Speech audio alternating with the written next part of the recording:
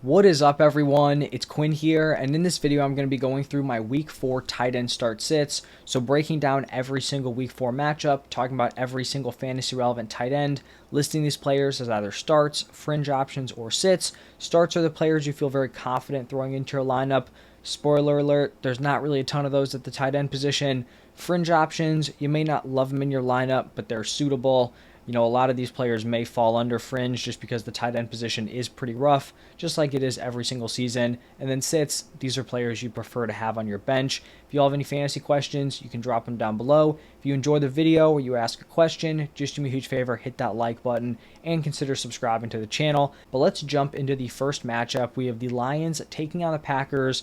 Thursday Night Football, kind of a battle here between two strong rookie tight ends. Starting off with Sam Laporta, he is a must-start from this point forward. He had a huge breakout game in Week 3, an 82% raw participation, targeted 11 times, caught 8 of them for 84 receiving yards and a touchdown. That was after having pretty solid Week 1 and Week 2 performances back-to-back. So 3 straight, startable performances at the tight end position. I'd say at worst, Sam Laporta is a top 7 tight end moving forward. Like I said, he's a locked-in start at this point in the season. On the other side with Luke Musgrave, another solid game in terms of usage, 86% route participation. He led the Packers in routes for the 3rd straight game, and was targeted 8 times, caught 6 of them for 49 yards. I think Luke Musgrave is definitely trending in the right direction. You pair that with Jordan Love looking really solid. I think he's a nice option moving forward. He hasn't necessarily had one of those breakout games like we just saw out of Sam Laporta, but I think he's a very solid fringe option, a borderline tight end 1 moving forward. Now moving over to the Sunday slate, we have the Falcons taking on the Jaguars. Kyle Pitts is coming off of a 9-target game, which is somewhat encouraging. Still think he's more of like a high-end tight end 2, like at best probably a back-end tight end 1. 5 for 41 in Week 3. Ritter did miss him deep on a pass that should have been a big play for Kyle Pitts. I'll also say that it doesn't look like he's playing at 100%. Seems like he's a little bit banged up. So those are some limiting factors for Kyle Pitts. Unfortunate that it's kind of a similar story with the quarterback play, just, not being up to par here for Kyle Pitts. So not someone you feel super confident with, but someone who's just kind of in the mix here with these other fringe tight ends. On the other side, Evan Ingram, he's put together 3 strong performances, hasn't gotten into the end zone yet, but that should come throughout the season. I think you feel very confident throwing Evan Ingram into your lineup as like a mid-tier tight end 1. Then we have the Dolphins taking on the Bills. For the Dolphins, Durham Smythe was the guy kind of operating as their clear tight end 1 through the first 2 weeks. That shifted to Julian Hill. He was pretty much a non-factor, though, in the receiving department. I believe he was only targeted 1 time, so definitely going to be sitting him. For the Bills, this was a tough call here with Dalton Kincaid. I was high on him heading into the season. He's been disappointing so far. 66% raw participation here in Week 3. He only has 72 receiving yards through 3 weeks. He really does barely make the cut here as a fringe option. The tight end position is just so weak, and I still do think he has weekly touchdown upside, even though he hasn't gotten into the end zone.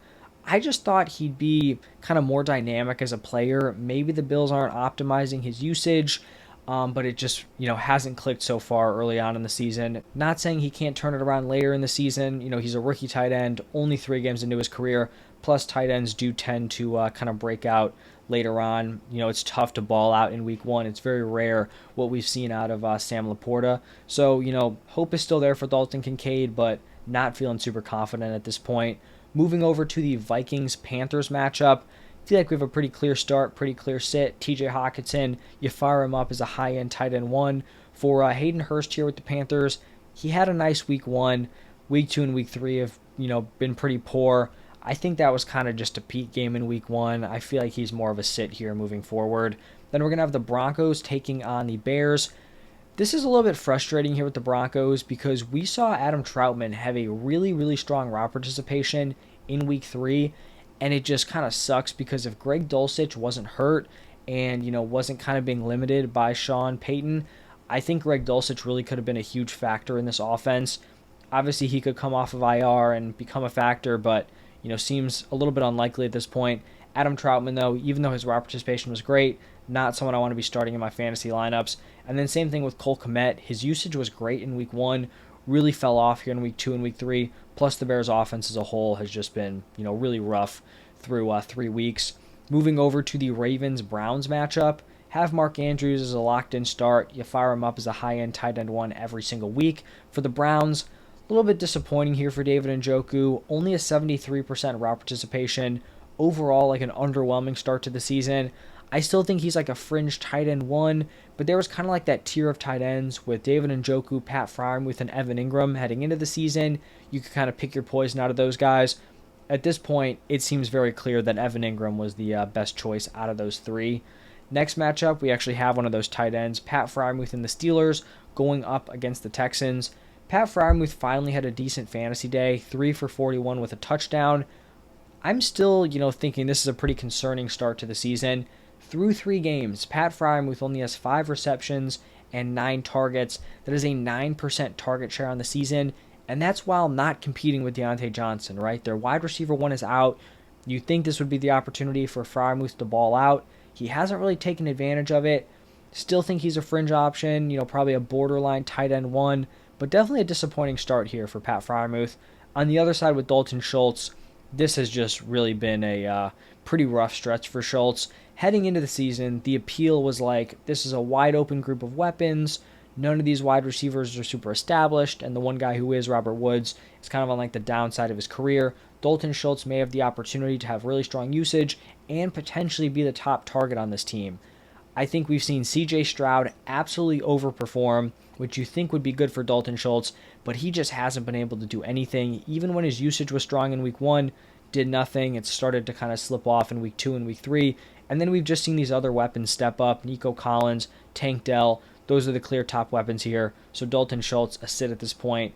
Not super optimistic about him moving forward. Next is going to be the Rams taking on the Colts. For the Rams, I think Tyler Higbee is a strong fringe option. He had an elite 93% route participation, a strong fantasy day, 16% target share in week 3, which isn't like fantastic, but it's playable as like a borderline tight end one. You still have Puka and Tutu as the clear top weapons, but Tyler Higbee is at least in the mix with those guys. And then on the other side, Kylan Granson, just not really interested in starting anyone at this Colts tight end position. The next matchup is going to be between the Buccaneers and the Saints. Just sits across the board here. Kate Otten, not a ton going on. For the Saints, Juwan Johnson has been pretty disappointing. Just seems like a lot of the receiving volume is going to go to that talented wide receiver core. And then for Taysom Hill, he had some nice usage in week 2. Thought he was a potential fringe option in week 3. The usage just wasn't there, even with the injuries to the running back position. So he's going to be a sit moving forward. Then we're going to have the Commanders taking on the Eagles. We'll see if Logan Thomas is able to play in this game, coming back from the concussion. At this point, I'm just going to have him as a sit, and then same thing with Cole Turner, who would be the tight end one if Logan Thomas was out. On the other side with the Eagles, we have Dallas Goedert. Didn't do anything crazy on Monday Night Football, but commanded a solid number of targets. The touchdowns will eventually come on this offense. I think he's more of like a back-end tight end one, but someone who I still, would feel decent about throwing in my lineup week to week. May not have that ceiling, but that was probably, should have been expected when you drafted him. Then we're going to have the Bengals taking on the Titans. Just going to be sits here. Tanner Hudson for the Bengals, and then Chigo Okonkwo. Titans offense has just been rough. His usage hasn't been elite enough to overcome, the Titans offensive struggles, especially in the passing game. So both those guys are going to be sits. Then we have the Raiders taking on the Chargers. These are just 2 kind of tight end by committees here. The Raiders tight ends have really just been non-factors through 3 weeks. The Chargers are interesting because Gerald Everett had a decent day in week 3, and then Donald Parham caught 2 touchdowns. But both of these guys are actually running routes on less than 50% of the dropbacks, so just not super encouraged with these guys moving forward. Moving over to the Patriots Cowboys matchup, we saw Hunter Henry kind of have his first down game of the season, came back down to earth. His route participation was at 73%, which isn't ideal. I still view him as a tight end one, and I think that route participation is kind of going to fluctuate depending on the matchup, but he's going to be a fringe for me. And then I have Jake Ferguson as a fringe option. I don't love the 62% route participation, but in 3 straight games, he's just found a way to be involved. Week 1 was a 7-target game. Week 2, he gets into the end zone, and then week 3, targeted 7 times, 5 receptions for 48 yards. Hopefully he's able to kind of expand on that role and continue, being a factor. Moving over to the Cardinals 49ers matchup here.